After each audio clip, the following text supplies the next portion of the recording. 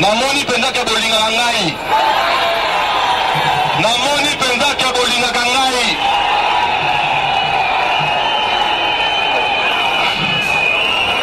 minya ngo ezate oyo nazosala eza kozongisa bolamu oyo kozala nango na ngai epuis kozongisa oyo mwa moke nzambe apesaka ngai okelaka nga mawa ifo nazongisa na bino tolia yango elongo eza bongo te bamama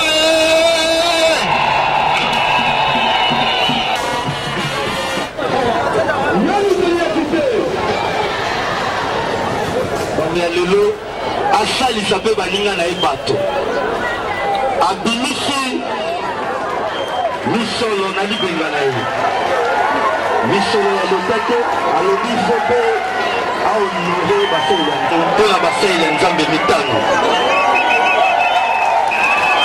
asombi bagroupe électrogène asombi babassin mpona bamama veuve bataka bamama ya biso bakufela babali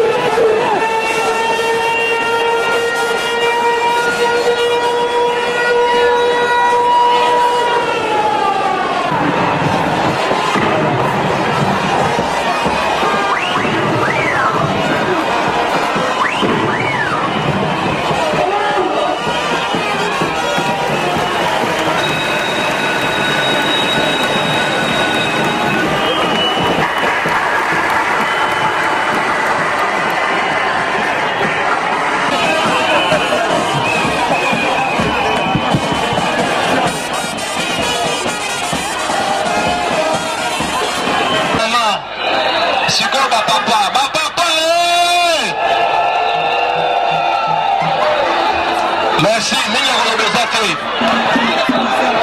mingi akoloba eza te namoni mpenza ke bolingaka ngai namoni mpenza ke bolingaka ngai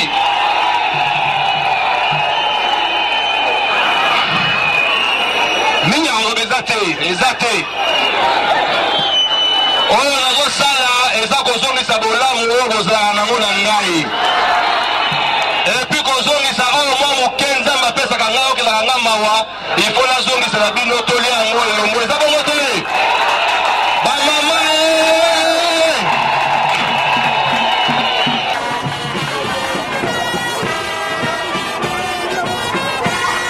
maboko makasi mpona lokumu na nzambe mosali na nkolo mikongo loba nsima na nga nkolo yesu topesi yo merci mpona mokolo ya lelo na ebandeli ntina suka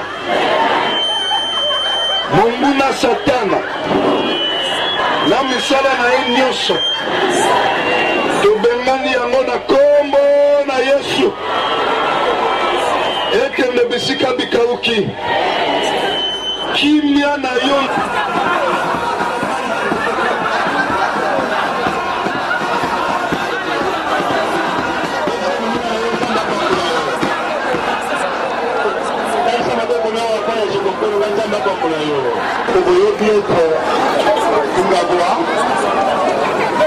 osali mosala nkolo ya 30 ans donc toyebi tungabo malamu me lelo nakomona ete tungabo ya kopambola yo abaki ne dimanche passé ayaki na église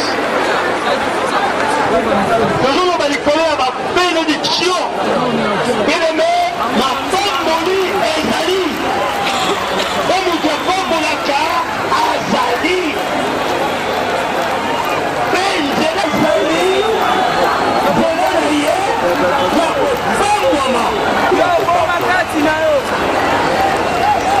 alors, la Mokombo, la Biblia,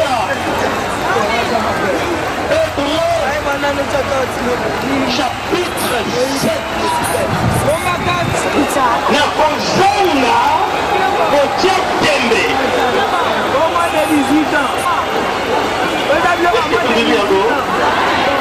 Prophète, les sacrificateurs, il y a des hommes, mais il y a à se confier dans Zambé, à corrigir.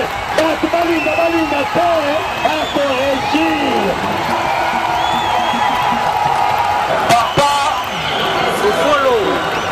Papa Fofolo à Sebko.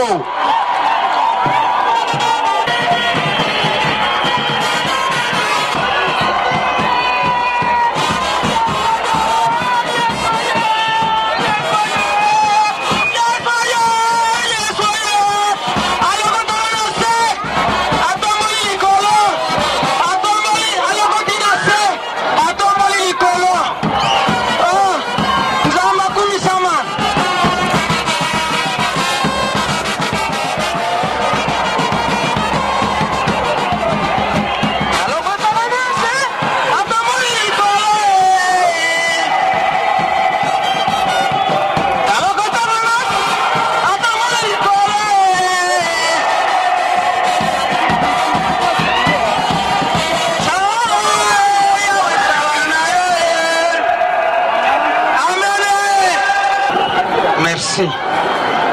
Honorable Jekoko, ce que tu as dit est arrivé.